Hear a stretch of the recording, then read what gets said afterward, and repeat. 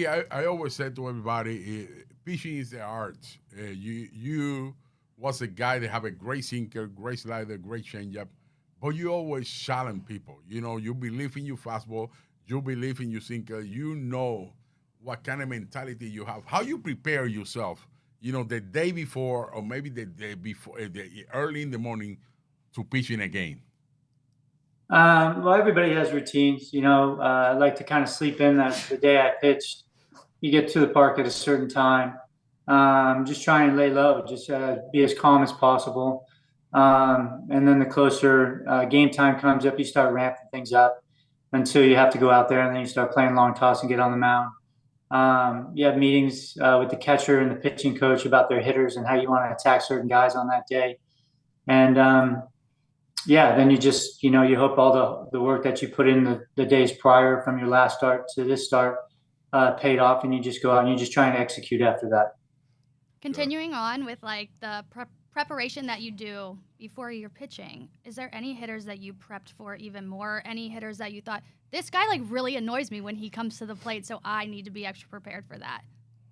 Well, I was reminded a few times that a few guys came off the disabled list because I was pitching on certain days to face me. But yeah, there's always tough guys in every lineup, guys that I've faced a lot. I was fortunate enough to pitch for a long time, so I faced guys quite often.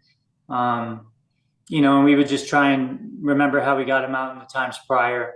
Maybe somebody had a different way of approaching a certain hitter or something like that.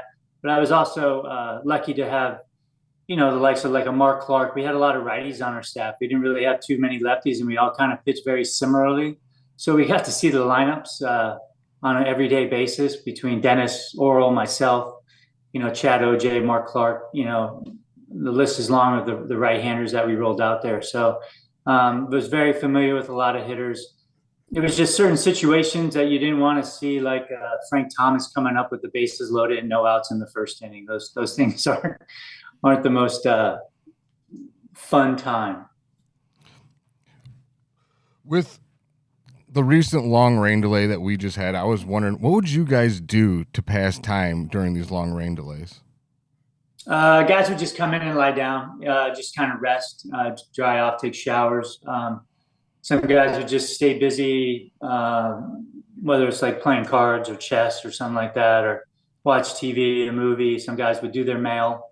Everybody has a lot of mail, so they would do some of that just to pass time.